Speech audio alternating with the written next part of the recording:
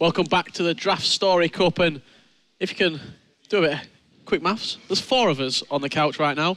We got Poacher, Brandon still here. Hello. Zelonius back again on the couch, and myself after a break, joining for some semi-final action. What do you think of that quarter-final between Mo and Dito, Poacher? I didn't actually watch the game. I was too busy watching Zimmer in the ESWC qualifiers. How's he getting on? He got knocked out in the round of 16. There's still another chance, though, isn't there? Still two more chances, is it? Or 2 more qualifiers? Yeah. I think there's one next week and 2 weeks from now. It's important as well, Rich, if anyone doesn't know. People are playing weekend league downstairs right now, and ESWC qualifiers, basically a number of ways. This FIFA. Man, I think he missed it. He was sleeping. He could have had an ESWC qualifier downstairs, though. I knew that it was on, but like you're saying, there's more opportunities. Oh, right. I've been playing weekend league, so... You need a rest in the day, haven't you? You've got to look after yourself. Yeah, I didn't want to play ESCW. Potentially could have been playing that for 6 hours, then play weekend league the whole day. So while I'm here... Spacing yourself out. Exactly, I'm saving up for the other qualifiers. We watched the game, Brandon. I was just probably 3 yards to your left. You weren't far away. He wasn't far away. And Mo Bamian did come out with a 2-0 victory over the course of the 2 legs. I was quite surprised, to be honest. I wasn't expecting that, especially given Dito went up on 2 different occasions. Yeah. Dito was 2-0 up, in both legs, he went ahead first. 2-0 up, Dito was right, and he went possession play, as we know. Somehow, Mo Bamian just clinched onto 2 or 3 little mistakes. Next thing you know, wins the game 3-2. Crazy game in the end. And now, how hard is it, Poacher, to play against a possession style of play? I think it depends on your style you'll play yourself. So, like, if you're good at high pressing, then maybe you can get the ball back. But if you're a possession player yourself and you're playing against a possession player, that's going to be difficult to get the ball back. How does it happen if you're a skiller against a possession player? Have you experienced that? I can high press. Yeah? So it's it depends who it is. I haven't actually played Dito, so I'm not sure how good he is at possession. Okay. But he looks pretty good, to be fair. Yeah. It doesn't look fun to play against. But Richard, as we always do, there is that competition we've been talking about. But the Cosmo Direct one for the pros here, you guys can get involved here. Okay, so if you type in online DraftStory Cup / hashtag voting, they go on the website. Okay, and there is some goals that you can vote for. Okay, it's up to you. Lightning Panda Dragon, Mayman Stylo, I think that might be Mo Bamian. I'm going to say we watch one. Which one should we watch, boys? Should we watch? We'll watch Sean Allen's. I think Dragon. I think that one's an El Tornado though. He's in action next. All right, okay, I'll watch this one. Lightning Panda Dragon. This is what happened in this game then. The Mane that volley. was the Mane. That was the clever goal. We'll have a quick look at Stylo quickly. El Tornado, is it? I think it is an El Tornado. Incoming. Poacher, talk me through it. Or going down El Tornado, that is a banger. It's literally right in the top. Megabit 1 or whoever watches as well. Basically, guys, if you vote for these on the website, you can basically vote for your winner. That was a nice little finish there. Finish. You can vote for your winner, and whoever gets the win will walk away with an extra €400 on top of any prize money they do take from the competition. Not only this, that was a big goal. That was a big goal. There's 2 more awards for the players as well. Whoever scores the most goals in the tournament will receive €400, and whoever scores the fastest goal in the tournament will receive €400, brought to us by our sponsor, Cosmos Direct. Yeah, it can. And obviously, the goal situation we just said there, get yourselves online, get voting, because, as you said, for some people like Starlo who are out the competition, an extra €400 for coming along isn't bad at all, is it? And you can vote for your favourites, as we just showed you how. Some great goals there. Yeah. I like the El Tornado in particular, just because it is literally between the posts. Talk to me about the El Tornado as a skiller. It's a flashy skill move, but it's actually quite effective as well, isn't it? Yeah, no, I've noticed. I've actually been trying it out on Weekend League since I saw Tex using it. It's like if you do a drag back, so you're facing towards your own net and perform the over tornado, you can volley it, basically, and it gives the keeper. It seems unstoppable as well at times. I don't know why. It's just. Yeah. Are we going to see one of them at Gfinity? Maybe. If I get the area. Yeah. If I get in the area, yeah. Do you remember, Rich? You got a red card at Gfinity. Yeah, Ronaldo got sent off, didn't he? Yeah. It was he had a kick-off, so I wanted to hack him out, and I thought it was going to give a booking, but the ref gave a red. It went straight red at the end. I was like, that was an awful start to this game. When that DH Tex who told you to take him out from the kick-off? Yeah, no, because I was in Barcelona and I kept conceding kickoffs. So Tex was saying to me, next time, just hack him out. And because we're playing the esports version, in Gfinity, the kickoffs are really overpowered. Especially you coached him in Barcelona, and then DH Tex is giving advice like that. What's the situation with that? I mean, we give advice to each other, so... Boys... He's in the coaching position right now. With Dragon. But he's been coaching both of these 2 players in the semi-final. I've seen right? him in the booth of both of these. Yeah, it was Dani earlier. Yeah. Then it was Sean. He's going to have... I think, is he going to be with Sean? He might just be sat outside the booth, to be honest. What would you do? Half in each side, or just sit out? I'd run in between for drafts, help them both on the draft, and then just sit on the settee and just sit and wait. But I think we are going to get into the drafts right now. As you know, in this final day on Championship Sunday, it is an 8-minute timer for the players. So the timer is ticking down. I like the setup they've got, so you can see both the cameras, what they're thinking. Oh, they can see texts. And obviously, you two didn't have the time yesterday. Would that add a little bit of pressure, do you think, or? I mean, it's quite a long time. It depends. I haven't actually timed how long it takes to do it. Okay. Yeah.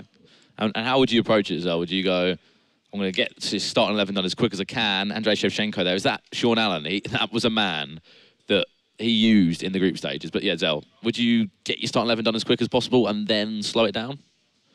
I think you can. It's very easy to pick the formation. They know which ones are good for draft, which they're good with.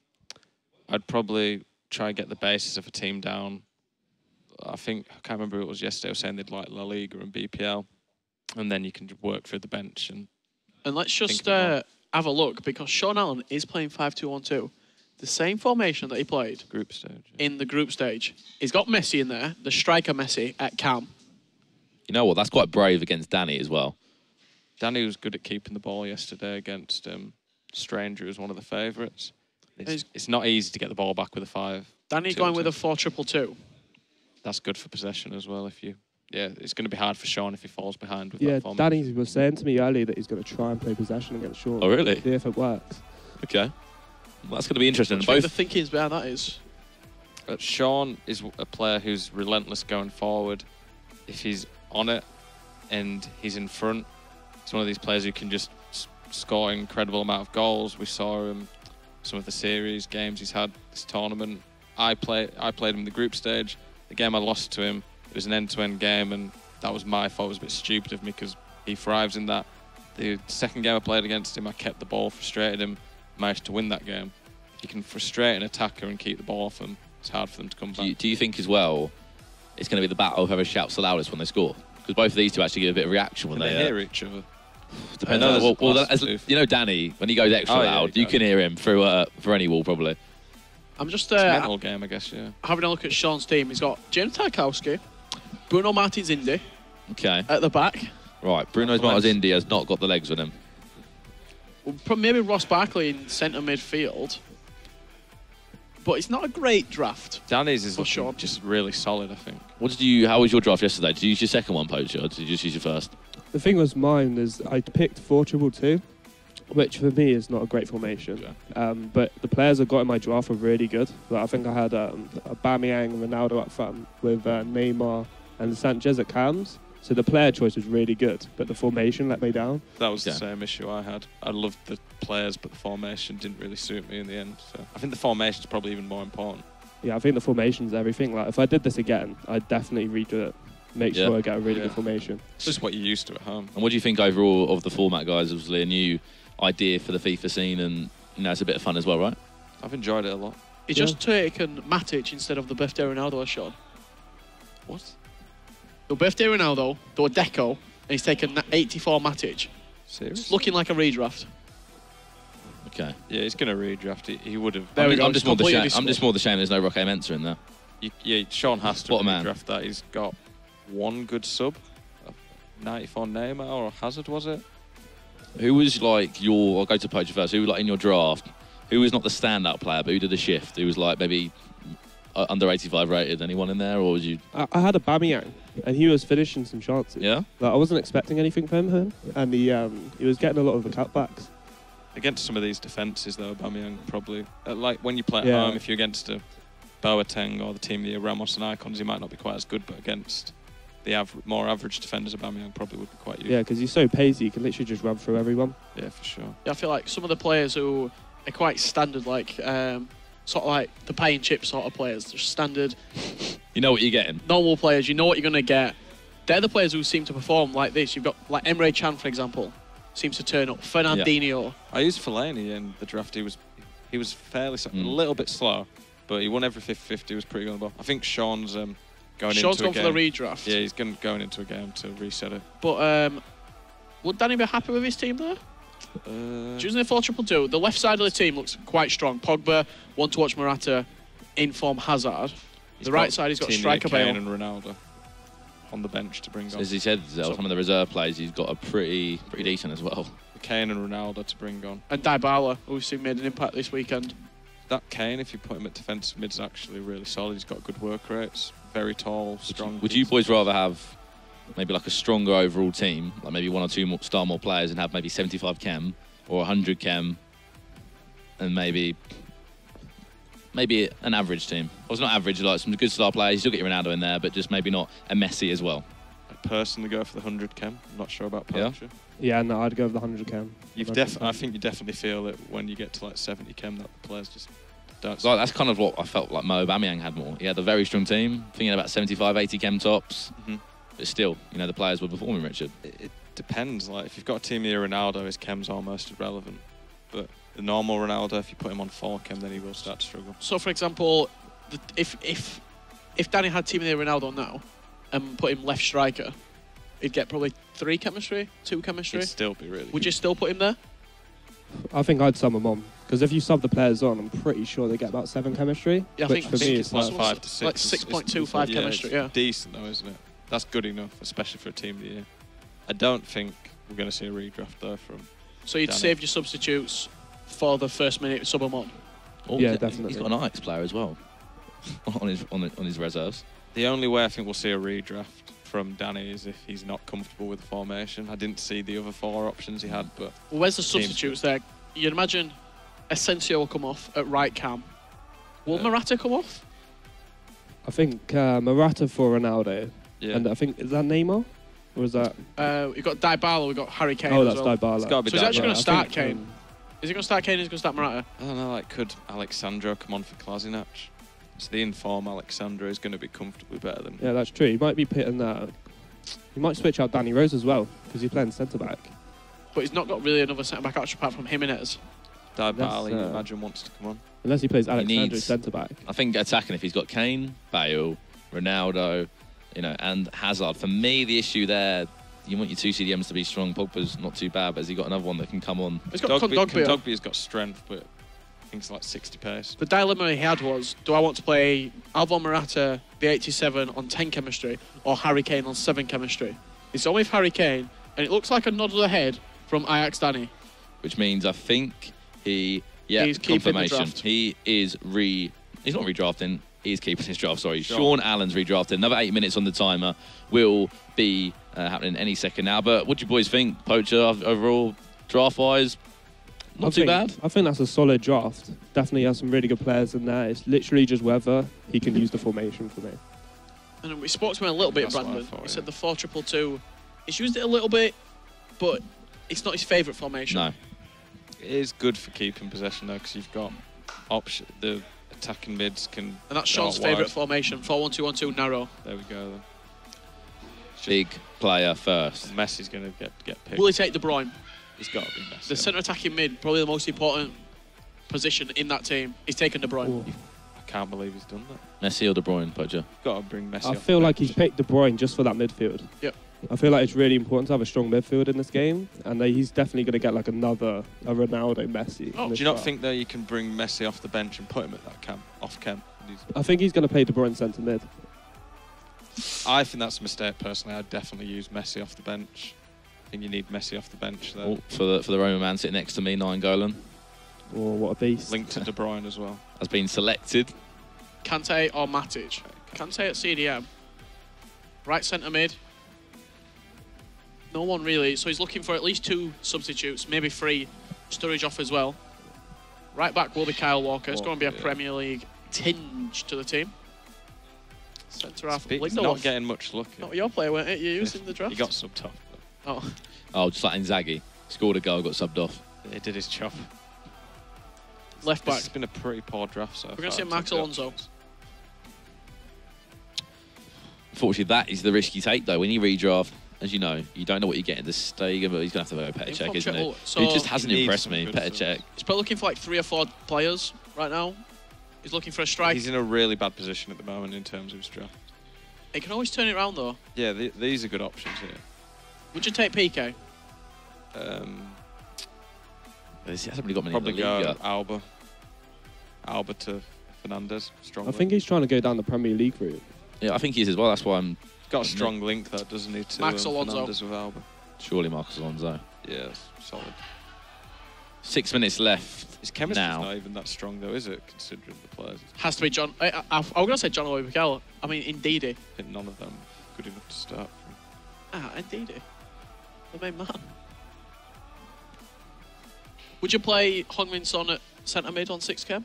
Yes. I think Zimmer actually played Son centre mid. It worked really well for him. He's reasonably tall, isn't he? Yeah, he's 6 foot, 5-star weak foot as well, so you can play him on the left. Yeah, this isn't a great draft. It's one of the worst I've seen so far. That's the risk you take, though, isn't it? When you not Wayne Routledge, please. We could be looking at Wayne Routledge and Heung-min Son as his two. Right. He's got the formation. Could Danny Sturridge become a hero? Danny Sturridge might have to become a hero right now. You know, he's gone to West Brom to get some goals and to regain some form. A decent centre half would be great. The thing is that, like, if we're looking at his team, there's no winners. If we have to say the biggest star in that team is probably De Bruyne. Yeah, Fernandinho's big. That's a good. That's fantastic because I think he could play Kante just in front. In centre mid. Get Fernandinho at left centre mid. Good, yeah. De Bruyne strong link as well. Yep. And you could even Walker, put De Bruyne, and you could even get Cristiano on a little bit of chem. Neymar for sure. That's a game changer. It's got to be Neymar. Do you take Neymar or Messi? Neymar. He's got a special connection with that man. If he takes Sadio Mane, he cannot take Mane. He's taking Neymar. Oh God, I'm disappointed, Sean. Are we going to see a couple of big subs now? Fernandinho, surely linked put to Cristiano Walker. at striker as well to get that a little bit of Brazilian chemistry. Yeah, exactly. Matip needs a centre half. Needs a centre back. Yeah, but he's got some. That's difficult. Needs to get Fernandez out of the team. I feel like he needs one more attacker to sub on because he has Neymar and Mbappe, but that one extra player with Mertens at cam. He could sub, but he's got De Bruyne at cam. He's got Fernandinho, Son. For me personally, De Bruyne's a terrible cam. You need a winger at cam. What about the 5-star weak foot? He's taken Matip. He's taken Matip. I think it was just that he's got Neymar and Mbappe to bring on. The normal De Bruyne's not an insane cam. Aguero. Oh no. Juve will do a job for you up top. I'll get the chem there for you. He would definitely have redrafted this if he could have. Someone realistically is going to have to. He'll bring his two strikers off. He's got the chemistry. He's got the chemistry to restart. Lindelof will be playing. He's got no other defenders really. If I was to change, that's the thing though. He wants 9 goals, and because Alonso's not a bad centre back, and then you could bring Alba on. Lindelof, I don't know. Is he going to start Son at 3 chemistry? Surely, yeah. I think if he did that, he would definitely switch in game. He's got to bring Neymar and Mbappe up front. Just a quick thought. Yeah, he has to. If he put Fernandinho at CDM and then Kante to right centre mid, could he start Mbappe at right striker on 6 chemistry? And give himself an extra sub to bring 9 goal and I would do that because it's going to be the same chemistry. 100 chem gives Mbappe he doesn't have to bring on a sub. And then he can start Mbappe and just bring off Sturridge. I would bring off Lindelof, put Alonso at centre back and Jordi Alba at left back. Take off Juve and keep on Sturridge. So put Mbappe to striker and then Kante to right centre mid. Yeah, and then you can bring Neymar on. You can bring 9 goal on for Son, and then Alonso at centre back. Put Alba at left back. You don't want to be playing Lindelof. You don't want Lindelof in the team. That's essential. You need to get Sturridge off. Alonso's 6'2" and decent pace for a centre back. What you guys can remember as well that the last draft Sean had, yes, it was a better team than this, but it wasn't a massively great team. It had 100 chem, better, the first and it was just a BPL link. I just don't see the winners in this team. Like I've seen some drafts that have 5 top tier players. The only absolute if we're talking a player that can maybe get into a team at an event, 95 Neymar. And Mbappe on the bench. About Sean's draft is that he has 4-1-2-1-2 narrow. That's his favourite for me. Which is, like we were saying, that's big. Yeah. I think that might just do it for him. That's just the draft element, though. If you look, though, Richard, throughout the course of this tournament, on Sean's drafts, they haven't been great. I think one round might have been. That group stage one, 5 at the back. 5-2-1-2, yep. And then some okay players, but it wasn't the best. Yeah. In the round of 16, I think he got a good draft. Compare it to that draft. Yeah, the quarter-final. I think if you looked at a player like the magical story in this competition. You know, if Sean went and won this game now, looking at his drafts, you know, he's summed up what this cup is about. You know, working with what you've got in the draft and playing around those. He's had a very, very impressive tournament. I think a lot of this comes down to what Poacher was saying. How good is Dani in the 4-2-2? He's good in this formation. His team's comfortably better than... Looking at that back four, though, there is weaknesses and liabilities in that back four. Dani Rose at centre-back isn't great. No. If he brings Alexander on... He's playing Sergio Roberto at right-back. Not got a lot of pace. More of a centre-mid. But the attacking sense of it, though... Obviously, sorry, not this team. When we go back to Dani's team. Right that looks like a Road to Glory Premiership team that you'd see in weekend. What about start the game, Neymar, Mbappe on? Or could you put Son in more of an attacking role? And bring down De Bruyne? I don't know. No, De Bruyne has to play cam for me. Yeah? I think what... He's the only player in that team who's going to do anything for you.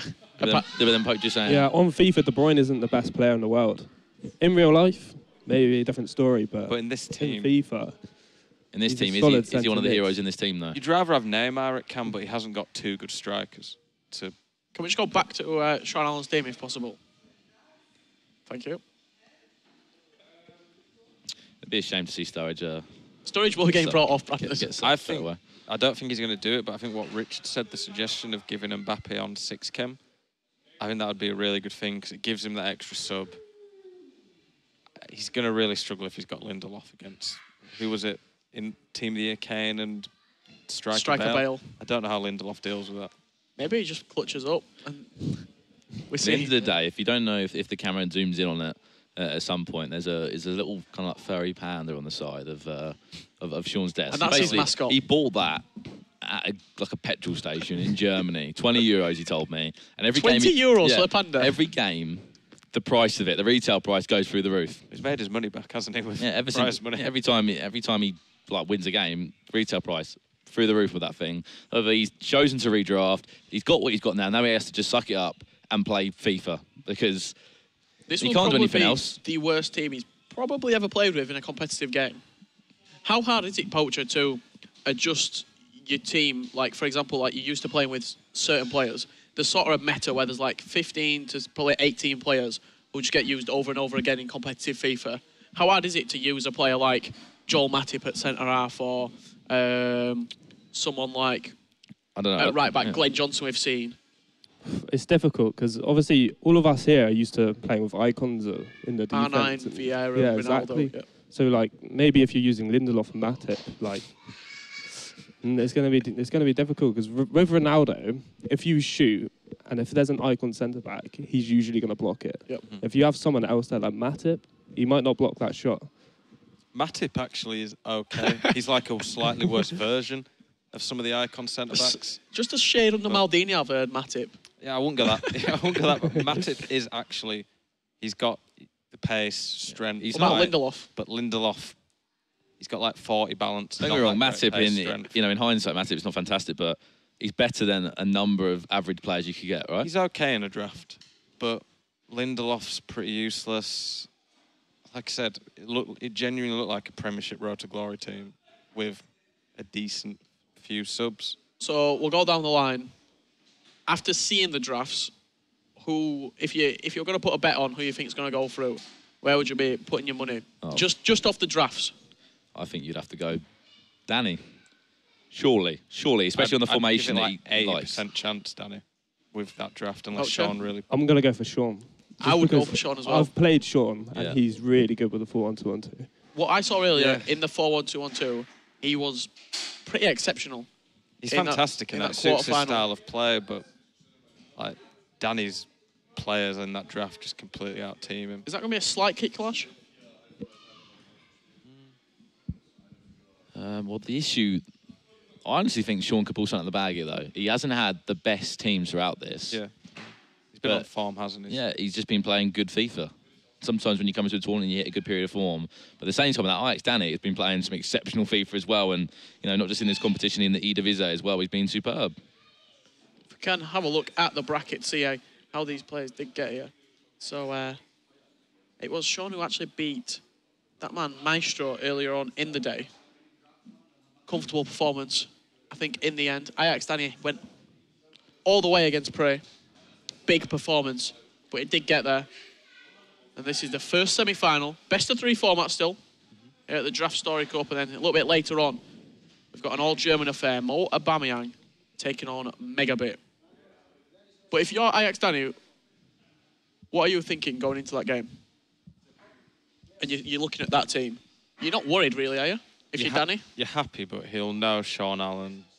Sean's somebody who can use some of the worst players I've seen this year. He's not always been using the top-tier meta players. This is, as you said, this is what this competition is about. You don't always get given the best players. You have to work with what you're given at the end of the day. He's been kind of sums up Ultimate Team. You know, building the team you can, and you will have some standout players. Others. The question I'm looking at here: how is Danny Rose going to do in centre half unless he's subbed him out? Sonic Cam.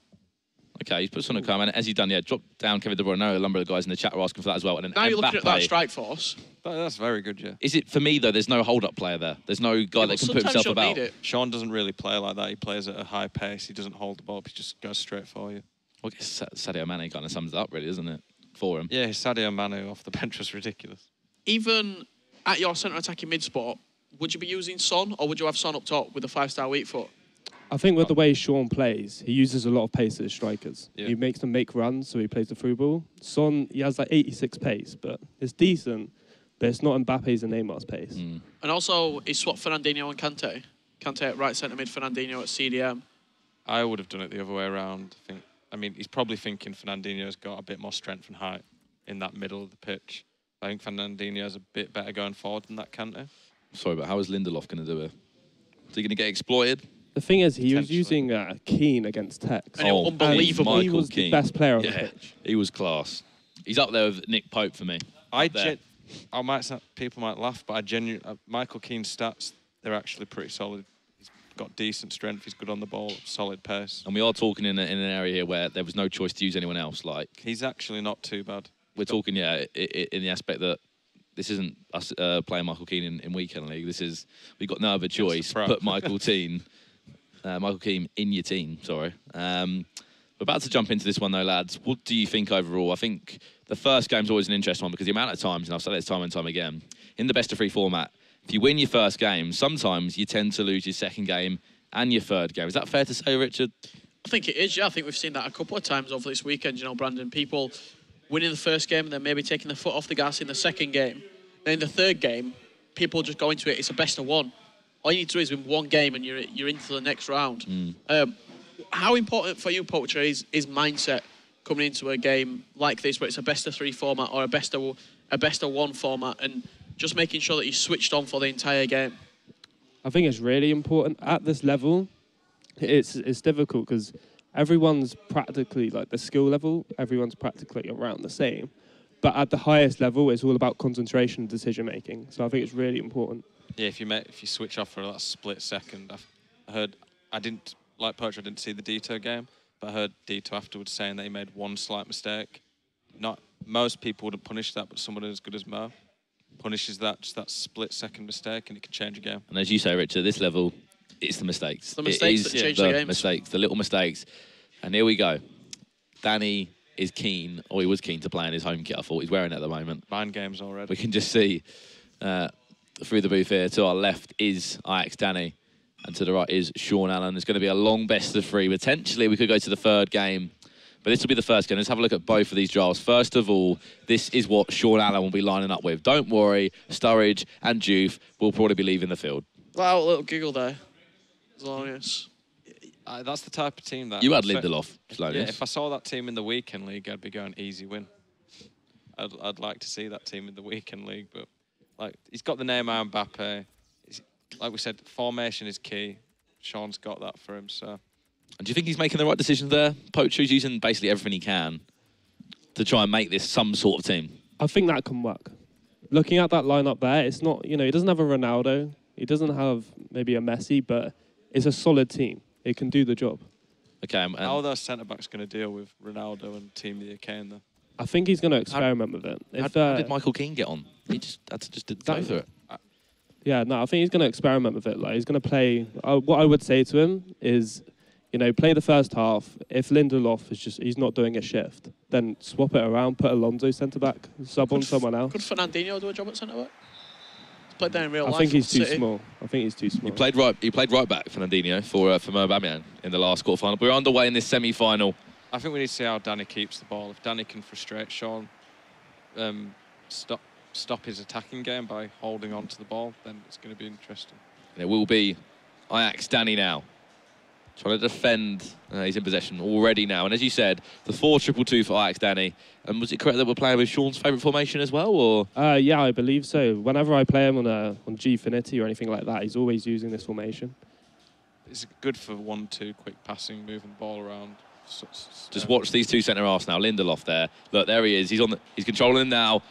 Oh, Those are the little things that can pay the difference there. I don't think Dani expected that, but like I said there, Lindelof's already made that mistake. Dinked it into Kante in midfield. This is where Sean's hoping to do the work, really, just very narrow.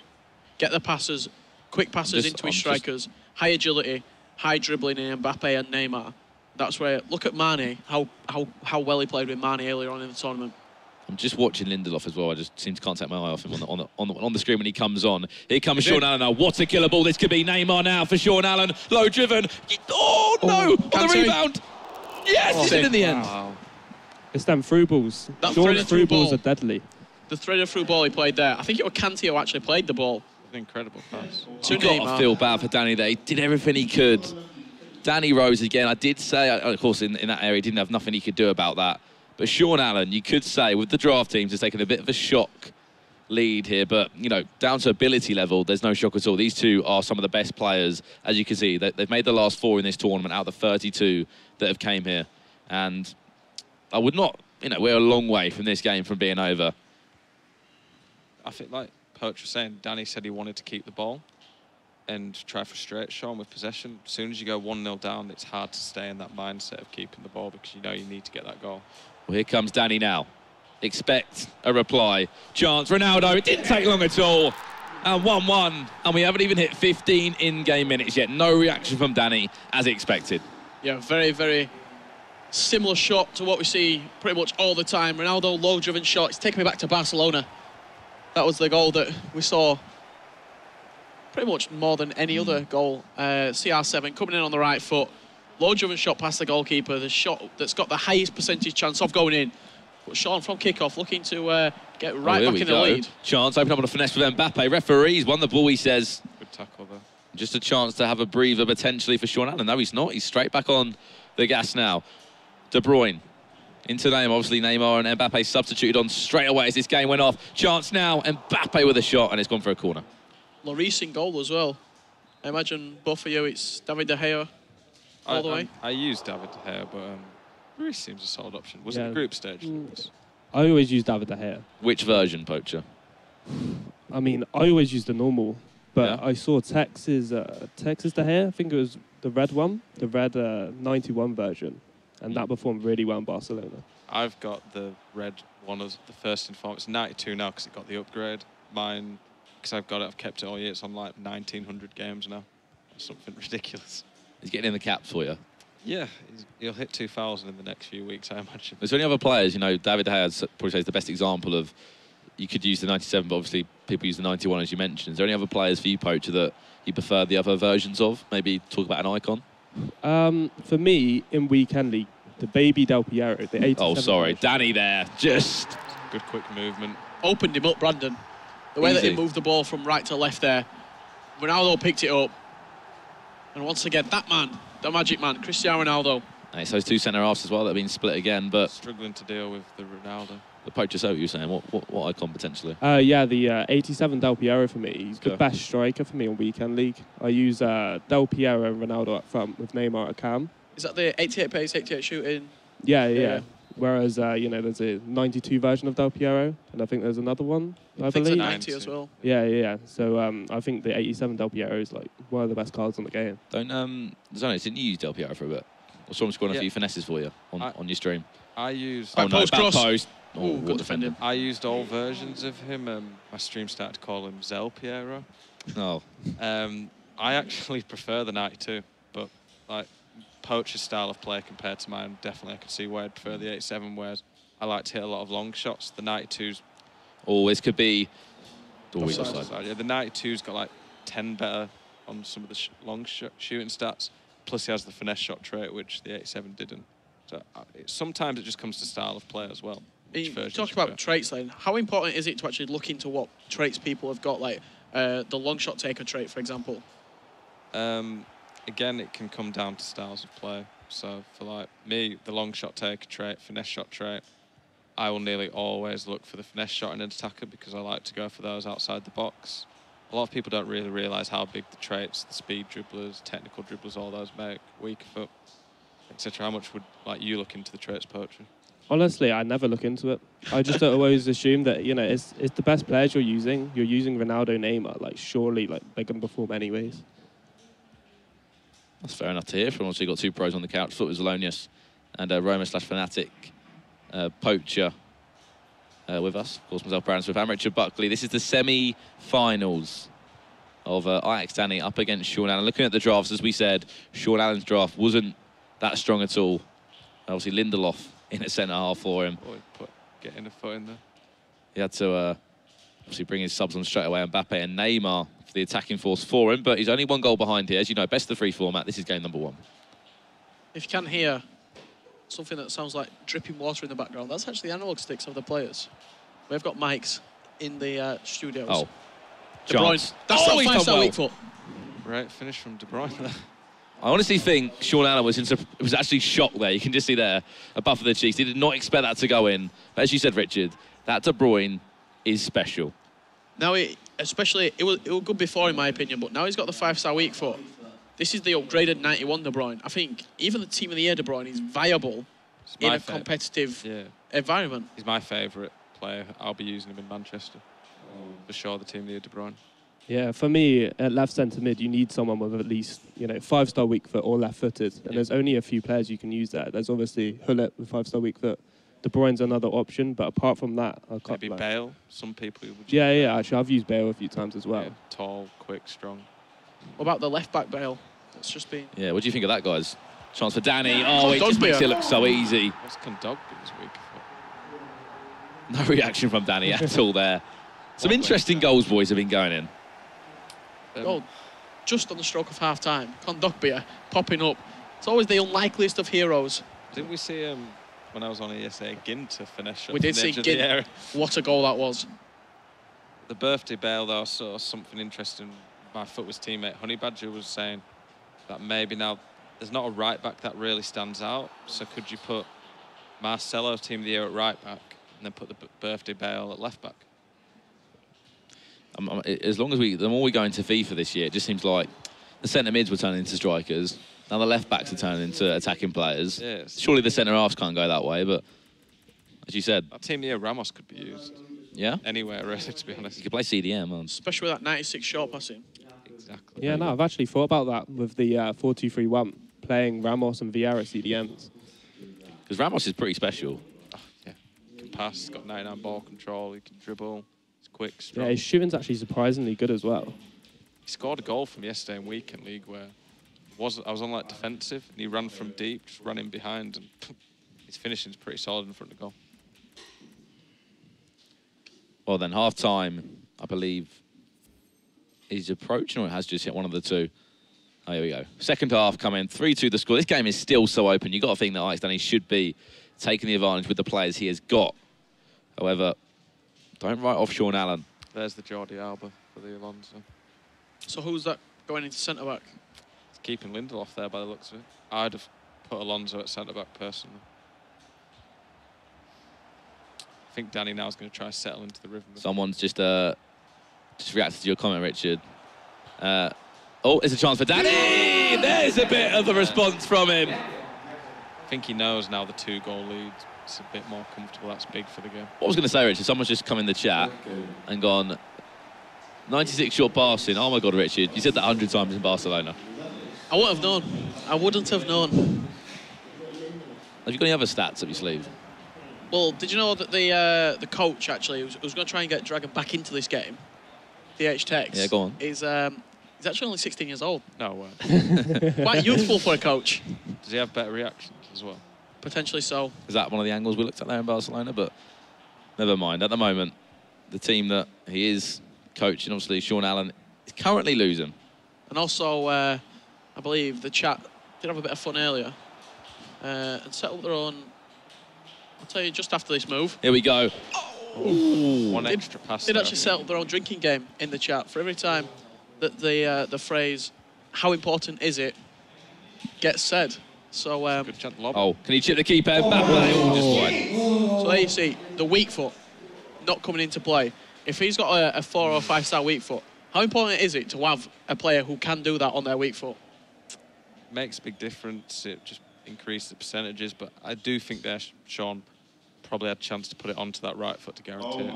Look at the space. You can just see there, Sean Allen. Oh my God, I don't know if that meant he was in trouble there, but luckily Dani went back and he's happy to recycle the ball. One thing he's loved doing is right back to left back. He's just trying to control the game now. He knows that it's his to lose. Like, he's in control. He doesn't need to go for the goals as much. Yeah, if he just keeps the ball now, I think he can see out the lead.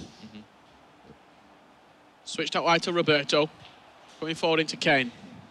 Sean doesn't really have the midfield or defence to try boss the game and be aggressive either. That's part of the problem. Yeah, I feel like he's lacking a really tall CDM. For me, in a 4-1-2-1-2, you need a Vieira, or you need someone like a that. Fellaini. Exactly. Maybe a Wanyama. Good defender. But he has Fernandinho, who's like 5'9". Yep. He can't and do Kante that. as well, who's 5'7". Yeah, exactly. I think Kante's 5'5". Here we go. Oh, that was the through ball potentially into Neymar now. Chance for Sean Allen. That's a good goal.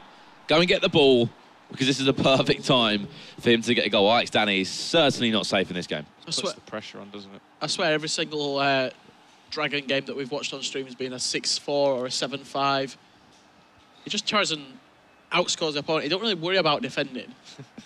He just thinks that I'm going to have enough at the end of the day to outscore my opponent. Very similar to maybe a Roberto Mancini team under Manchester City in the 2011-12 season, when they did just go on and just outscore people 6-1, 6-2. Oh, God. Here's a chance. Ajax Dani now. Can he get round those man? Penachet, good save.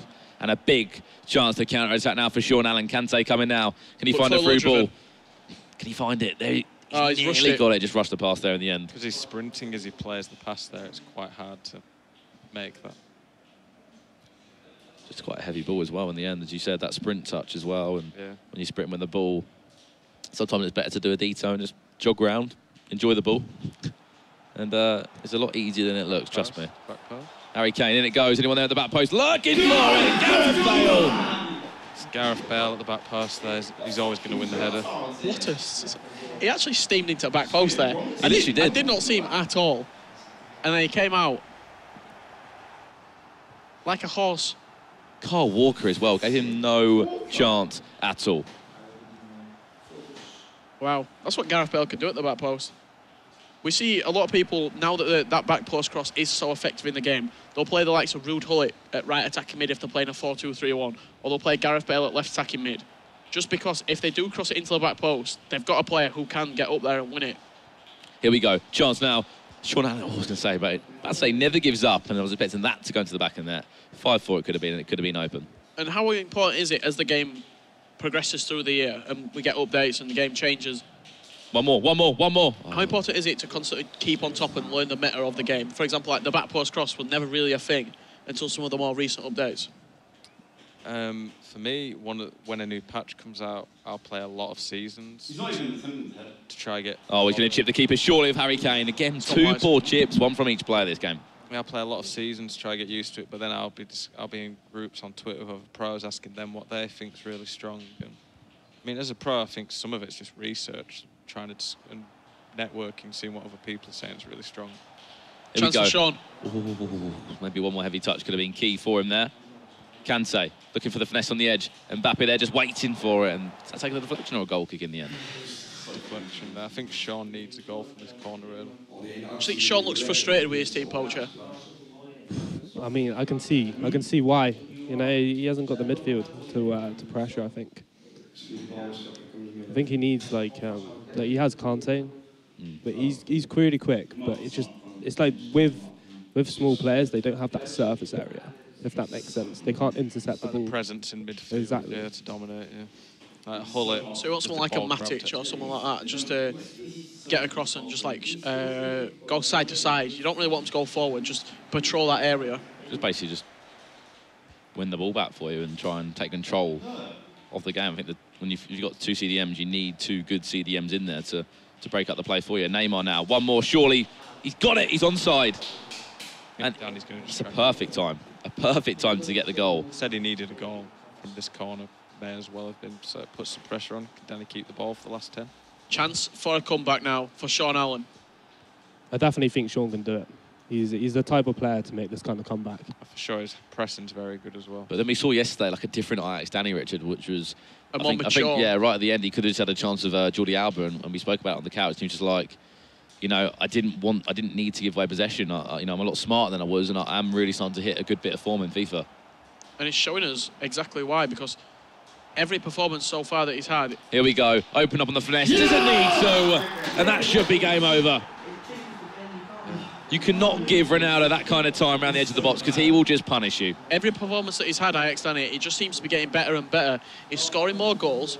Yeah, granted he is conceding, but he's just, the more that he gets into the game, the more emotion that he seems to show, the better he seems to perform. Yeah, player. What's the celebration to him there? I don't know what's happening there. Big team celebration. They're both waiting there. There we go. The team really enjoyed that goal. They really did. They were all just gathering around and they were celebrating it. But there we go. That should be game over here, gents. That should be match number 1 over a 2-goal advantage in the end. Let's all clap for Ronaldo. And you just cannot give Ronaldo that kind of space. I think that's one of the key things, Poach, especially in tournaments like Barcelona that you were in. The space around the edge of the box for Ronaldo or Messi on the finesse or even an R9 is deadly. Oh yeah, for sure. Like if you get in them areas, them sweet spots, like it's definitely very, very effective. And there's something both of you players that play Weekend League so much, it's all about learning those spots and angles, isn't it? Here we go. Maybe one more chance just to conclude the game. 3-goal advantage. Give yourself a lot more confidence, Ajax Dani. And there we go. Game 1 is concluded. Ajax Dani with the win. And you've got to say, it was a convincing win. There was 1 or 2 occasions where Sean could have pinched him back, but Dani always made sure he had a 2-goal advantage in the end. Sure, we're going to have to see that Panda can give some words of wisdom to Sean going into the next game. I think he needs it. You have to do something different to turn around there. The camera's on the Panda. You've done a bit of coaching, Poacher. If you were behind Sean Allen now, what would you be saying to him? He's conceded 6 goals in that game. I feel like that Lindelof has really, really put him down. I'd say to him, put Alonso centre-back, try it out. Because he's conceded 6 goals. Yeah. Like, you cannot be conceding 6 goals at this level. But he scored 4 goals, which means his attack is doing well. His attack's not the problem, it's his defending. And also for yourself, do a bit of coaching as well, some of your viewers. The key thing there, bearing in mind for the people that might play you, they might have the best teams in the game. Yep. What kind of advice would you give to Sean with the team he's got? Because it's not the best team, but he has got some really key players in there. Clearly, like Poach was saying, the attack's working. He's scoring plenty of goals. But he can't afford to play Lindelof at this level against... Dani's got a good draft. Dani's got 2 men up front. Matip's still going to struggle, but Lindelof cannot be playing against Ronaldo, Team of the Year Kane. Move him to left back, bring on Alexandro. Do what Richard said, start the Mbappe so he's got that extra sub. And I think he just needs to control the game a little bit more, keep a bit more of the ball, because Dani, every time he went forward, looked like he could score against that defence. So realistically, the first draft he got were a 5-2-1-2. Would have been better. Do you think he'd probably regretting not taking that now? I think when he saw the formation, he'd probably thinking happy days that that's what he wanted. He wanted that formation. It's funny you said that because I actually thought it's a player like Dani, 5 at the back could be good because you could frustrate him. Passionate. He can keep the ball though against 5 at the back. 5 at the back's really tough to keep press and stop the possession game. Yeah, Sean was saying to me actually, because he used 5-2-1-2 for the group stages. Yeah. He said that was really effective against the likes of Timo. So I think maybe that was a bad choice. And you spoke about that you're good at using the high press and putting high pressure on Poacher. What's some of the elements to be able to get better with the high pressure? I say, for me personally, it's like you need to push with the fullbacks. It's like you for me, when I pressure, you need to control every single player on the pitch. You need to know where your centre-backs are, where your CDMs are. Even if they have the ball when they're defending, I'm controlling my CDM, trying to predict where he's going to pass it. I think that's one of the key things, and I'll say it to a lot of pros that come on this couch, going from like a gold one player to like an elite. Do the defending with your CDMs, you know, instead of just pulling out your back four, because you're just going to just open up the amount of gaps, especially when you're putting on instructions like press back line, getting behind. You need to do a lot of work with your centre midfielders. Yeah, it's a lot of micromanagement as well. Like if you watch some of the world's best players, and you ever watch PSG Daxe play, he's just constantly switching in like 1 second with a CDM moves him a yard, switches, somebody else moves them a yard. And just those little micromanagement of your players that can put pressure on, and it's hard to notice unless you watch it. Really look for it. Something quite interesting in Sean's team. Not one green link. They're all Premier League, though, aren't they? Yeah, but it's quite unusual. It is, I guess, because it's the Premier League. He could have had the Walker, that Fernandinho, De Bruyne. 11 different teams. Well, as we know, substitutes on now. We can see both teams, obviously, Dragon on the left, Sturridge off, Juve off. Well, there must have been a link between Fernandinho and... He's putting Neymar at cam. So if you say poach it defensively, who else goes in that back line for you if Lindelof comes off? So he's...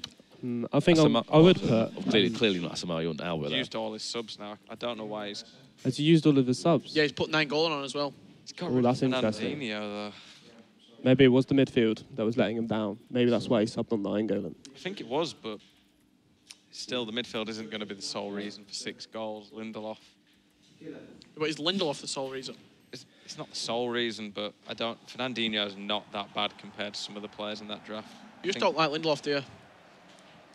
Would you? Oh, no. Oh, no, no, no, no. This is an early chance now. Asensio waiting for the chance. Back post. Surely. Ooh. That'd have been Bale rather than the hazard at the back post. I think so, yeah. If that was a Bale there, that could have been it. But Dragon, I think he just had a little laugh there with DH text thinking, oh, God, we nearly were 1-0 down there. And as you know, there is an award, €400 for the fastest goal, in fact. Could have potentially taken it, Brandon. I think he could have been. Do you know what the fastest goal is at the moment? I think Sean is up there with it, to be honest. There's a chance now. Taking the deflection. Can he get a bit of luck? What a save, What a save, Hugo Lloris. What a save. He needs those to go in. Did he maybe choose the right shooting technique? Finesse could have been. I think in that position, you just press circle. You just press and hope. Instantly react. Yeah. Danny Rose now. I wouldn't go too high. Otherwise, you'll be He's offside. out of position there. But offside. And still 0-0 in this game. What do you need to see from Sean in this game for Poach, other than obviously scoring goals? Just needs to, I think he needs to try and utilise the players, the good players he's got. And at the same time, as you said, are you disappointed because he brought on Nainggolan as well and didn't make the defensive change? So if... Oh my. That was great football. Save. I think he should have taken a touch there. I can see why he went for the shot, but if he takes that touch-driven finesse, I think he guarantees the goal. Yeah, but for me, when I'm coaching, I need, it's like a back and forth thing, you know? Like, I need to ask him questions, and then I respond to that question. So I'd be asking him now, you know, are you comfortable with Lindelof? Is that the problem? And if he says yes, then you need to put on Alonso centre-back. But if it's like a mental thing, if he's comfortable with Lindelof, I don't see a reason to change it. Yeah, that's fair enough, and he's clearly made that decision for a reason. And So how important do you think having someone there doing that? Because we've had a few pros on this weekend and they've said, I don't really need a coach, to be honest. I think I'm the one in control of the players. I'll dig myself out of it if I know that something's right. I can spot the mistakes. How important do you think it is to have someone behind you? I think it can be important, but with the likes of the draft here, I feel like it's very important because basically when I was coaching Zimmer, I was giving him suggestions on the team, which means that, you know, he can take everything into consideration. He doesn't need to do everything. So I was saying to him, I think he had Baines left back and his midfield wasn't that strong. So I was saying to him, you know, maybe you could put Baines centre mid and put someone else left back because Baines has the stats. But he didn't agree with that, and that's fine because I'm only there for the suggestion. You know? He doesn't have to do everything I say. Might not think of something. Exactly. It's just a perspective. And I think that adds a lot of value. Well, Nainggolan now, one more surely. Heavy touch out wide, doesn't need to. Hugo Lloris will make a massive save. So there, people might not have noticed it, but there was just a very, very small bit of movement from Dani. He switched to the centre-back, Varane, moved him just half a yard. Yeah. That half a yard meant that Sean couldn't take the extra touch to go for the guaranteed goal. If Dani hadn't switched and marked that, it would have been a guaranteed goal. I haven't really seen enough of Dani, though, this game. As we always tend to say, Richard, for some reason, the second game seems to be a shift of confidence. It does, yeah. And what you're saying there, Zell, is that what really separates the, you could say, like, elite one from the top 100? Here we go. The re again. Wow. The little switches with the right stick. Yeah, a lot of players there would have panicked, but Dani knew that. I think he knew that he would go for the guaranteed goal. As soon as he switched there and moved him over, it just narrowed that angle. But just those little micro movements can make a big difference to this. Lloris as well having a big game for Dani so far. He is, yeah. Then Golan coming forward, the substitute who wasn't used in the first leg, but now has been replaced. Here we go. Surely, yes, we go. The deadlock is broken just before 30 in-game minutes, and you have to say it's been coming, Richard. Yeah, he's been on top. He's been on top. Over him. First 30, Sean or Dragon has just been all over Dani. He's not really allowed to get out at all, has Ajax Dani. Maybe the 4-1-2-1-2 press is starting to come into effect. It's Son as well. He's put him up front and he's scored. I think the 5-star weak foot on Son was actually really effective. He had Neymar, a left striker, but with the 5-star weak foot, they both have 5-star weak foot, obviously. But some players have a better weak foot. It's weird. Like with the 87 Del Piero, for me, his left foot's just as good as his right foot, and I feel like that's the same with Son. Whereas Neymar, his left foot, even though he has 5-star weak foot, it's not as good as his right foot. We saw he hit the post in the first game, didn't we, with Neymar on the left foot? You know, it's crazy this sounds. Kane. The mindset as well in that second game, especially when Sean's position now, he knows he has to win. He has to take it up a gear. Exactly, and every game of FIFA is different, as you boys know more than anyone. And to looking at the team as well, I think that you've got a way you can look at it. You can look at the team he's got. Yes, there's a few players that aren't, massive names. You can either just look at it and be like, just keep thinking about the fact that he's got that excuse, or he can just get his head down, play the FIFA he knows he can, realise that he's in the semi-final for a reason, and try and take it to the third game. For sure. Oh my God, there it is. There it is. What a ball. Mbappe. Time. No. He had so much time. I think that's, you can see the pressure getting to the players there. Dragon is playing really well there, and the chance creation is just natural. But there, it's almost like he's got too much time to think about it. If that's at home, just a normal more game, instinctive. Dragon never misses that. I'm thinking that level doesn't miss. I'm thinking Zell, 2 more touches and a finesse there. And that's where he's going to get punished like that. So this level, just like that, from one end, Richard, down to the other. 1-1 the score, and realistically, it should be 2-1. It should be 2-1, but I also think that's Dani's first shot. Realistically, I think Sean should be 2 up based on how this game's been. So Dani deserved the first game for sure. Sean has come out, played brilliant. Lloris made some good saves. He should have made that 2-0, and then he wouldn't have had the counter-attack. But at this level, slight mistakes like that. Here we go. Yes, that's very clever. He's got a man on the line. It's another chance missed. I feel like with Dani's strike force of Team of the Year, Kane and Ronaldo, maybe it's more clinical than he only needs one chance. Mbappe. Sure, yeah. And shot power as well to beat the keeper. Exactly. And if he just gets in the right areas, someone like Dito, I think some games he has like 2 shots and he'll win a game 2-1. Yeah, there's some pros, top-level players I play at home that it'll be like they have a third of the shots I have, but beat me. And I look at the stats and think, what happened there? But then when I look at it, it's like they've gone for the guaranteed goal, and they're clinical as well. Where some pros go for more shots, not play the percentages as well. Chance. Maybe. Rand's going to pick it up, play it back out wide to Bale, but poor header. Sean will end the first half in possession. 1 more attack, maybe. Added time of 2 in-game minutes to come. Referee, we're playing 1 more attack. This could be it. Look at the runner. There we go. Half-time in the end.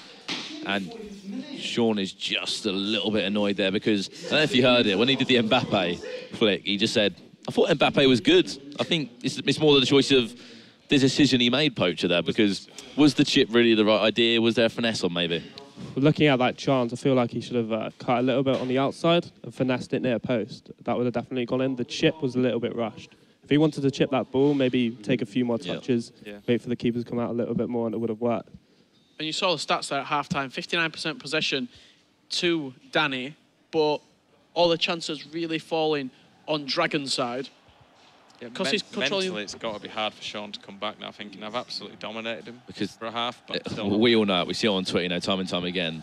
I've had 15 shots due to my opponent's 2. Oh, there we go, nearly. And then you think... You early, didn't it? Yeah, I lost a week in league game 15 shots on target to 5. There we go. Front post flick on. Ooh. Still lost the game, and you just think mentally, it's like, what did I do wrong that game? And it's hard to come back. And at this level, it's not often that someone will dominate a half like Dragon did there. Is that something, Poacher, as well? Like, say if you're in Sean's position, potentially had 4 good chances, you missed them all. Does that start building up mentally in your head? You're like, this isn't my day, or you start getting. That's why a coach is, for a prime example, you said, Poacher, a coach could be really key there, because you're saying, just calm down. You probably said to Zimmer, just calm down. Chances will come. Yeah, exactly. I always say to the players when I'm coaching them, you know, if you've missed a few chances, it's fine. Like, you've proven that you've created chances, so you're definitely going to create more chances. Can you play it across? Kane went for the shot instead. Again, because he's sprinting there, he doesn't set himself to get the shot power off. Yeah, so obviously you've proven that you could create chances, so you just got to make sure you finish the next ones. As you were saying, maybe, you know, it's just a difference in the players as well. Obviously, 1919 with the Ronaldo compared to was it an 86 Mbappe? Or are we talking higher? It's normal Ronaldo. Was it normal Ronaldo, yeah, is it? The 86 Mbappe, he's got the pace, he's got the movement, but the shot power is not quite as there, so Lloris seems to be saving them a bit more. Well, I know that Ajax Dani did say on the couch earlier he's a big fan of Gareth Bale. If he can get around in the right areas with him and have a low-driven shot, he'll be over the moon. Ronaldo's trying to line it up. No, El Tornado, no. 1-1. He wants that 4. Can you imagine the reaction? El Tornado comes in. Big reaction from Ajax Dani. Oh, the booth would probably come down. This is dangerous, though, Sean. Just needs to get rid of the ball. Half turn, Ronaldo, he's done exceptionally well, and he's just missed the target. How good will that turn there, Poacher and Zell? I think that was a pretty good turn. Was that on Lindelof? Yeah, I think it will. We just hate to keep picking this man out. The use of the shield in there, Ronaldo there. You can see there. Lindelof, number 5. Where is he? He's out of position. This could be a chance now. Cut back inside. Ronaldo. Lindelof. What a save, better check. Number 3, I should say, Lindelof. Massive save. Ropes a bit here. Danny's starting to make the chances again. This could be end-to-end game. I reckon we saw Sean do it in the quarterfinals. He pinched Heung-min Son. Next goal's going to be key in this game. You can see they're both a bit nervous, I feel. What's he going to do here? Cut back with Neymar, maybe. Cuts back all the way. Chance! Touch. One more touch. Finesse. I feel like that was unlucky. I would have personally shot that first time. Okay.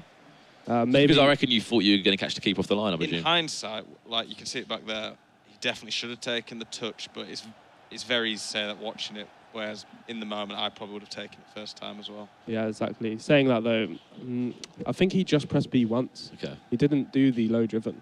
Yeah. Something like that could make the difference, as we know. You know, we've seen goals going with Bale and those kind of distances with a low driven. Just drive. Neymar now. Waiting for some support. He will play out to Marcus Alonso. He's still in possession inside. Heung-min Son on the rebound. Nainggolan. Wow. What a tackle. Sean, this is a game, if Sean doesn't win this, he's going to look back at what happened. This is bad now. This is where the Ajax needs to calm him down, because he's had massive chances that realistically he would put away in another game.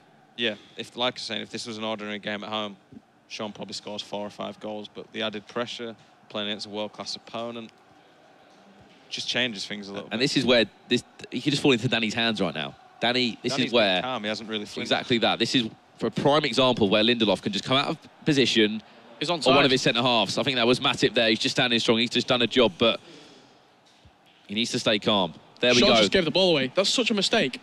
Cuts inside. One more back post. Surely Gareth Bale! That's his own mistake. Yeah. I wonder there. Frustration. Sean, you could see, was starting to get frustrated. Has lost his head for a moment there. I don't know. And that is why he goes on about Gareth Bale so much. He loves the man. He says when he pops up with a chance on that left foot, he scores for me. I know that was quite an easy angle looking at it, but you got to say, Poacher, just that mindset change of Sean there, where he missed that chance and he gave off a little bit of a shout. You know, could that be the difference? Yeah, that's the thing. If you're the kind of person that needs to focus and you're there speaking, like, that can take your concentration off the game, and maybe that's why the goal went in.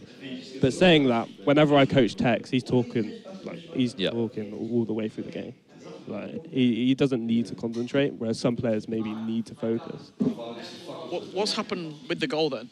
Did he just not clear his lines? Try playing out from the back? It's easy to do.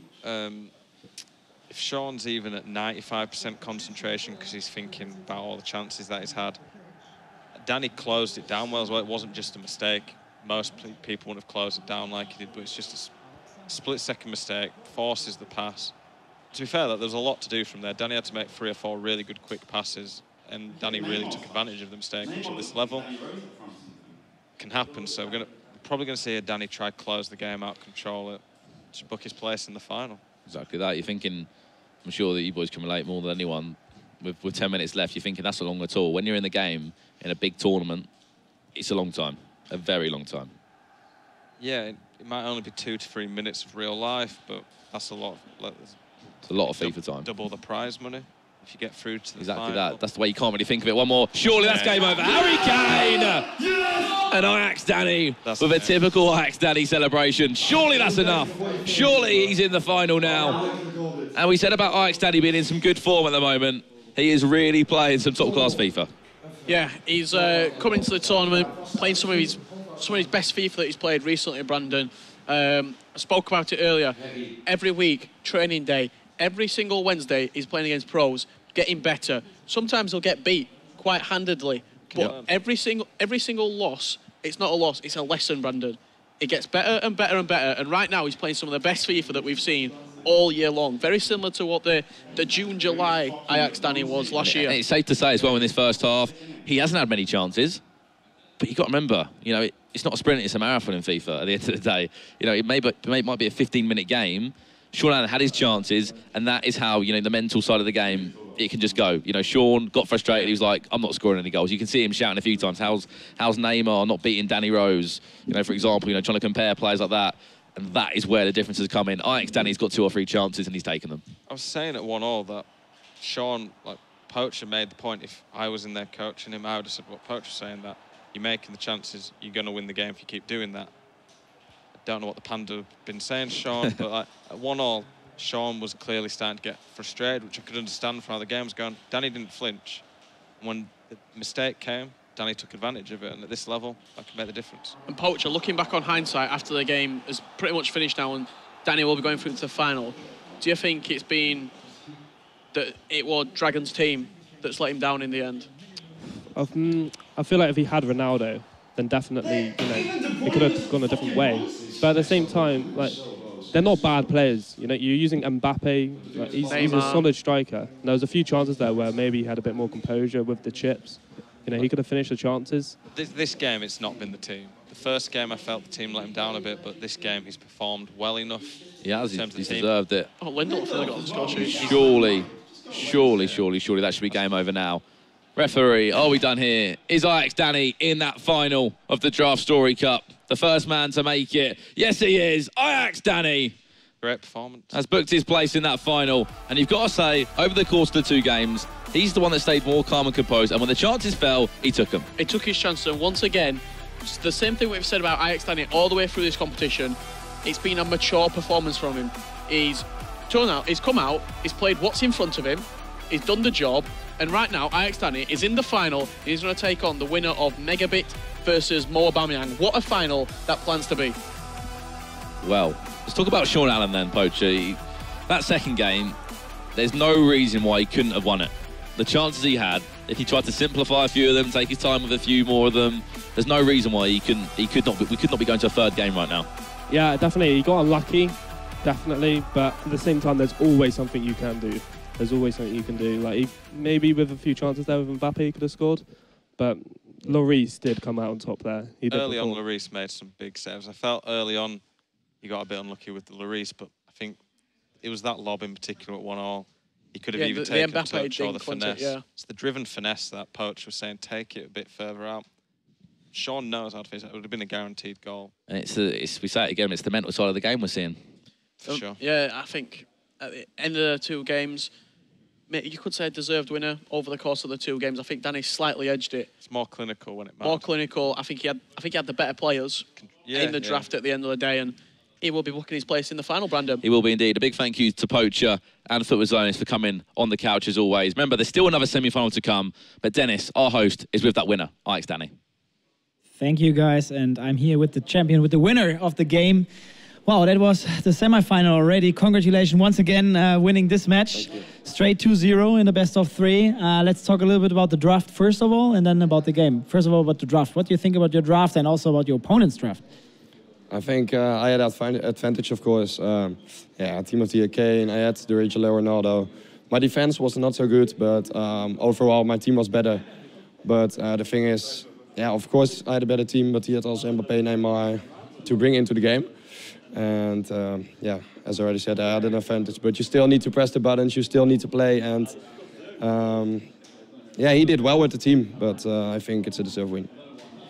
Both games, would you like to talk a little bit about both games? Like, where was like the deciding moments for you? The moment he lost it was in the second game. He bettered me the first half. He was killing me the first half in the second game. And my Hugo Lloris saved me every time. In the second half, I got better, created chances. And after he missed the chance, I scored a 2-1 in the second game. And after that, he didn't do anything good anymore because he was so frustrated. Man, I wish you best of luck for your last game today, which takes a little bit more. Rest well and see you later. Thank you for being here in the interview. You guys better stay here. We have the highlights ready for you before we keep going with the next semifinal.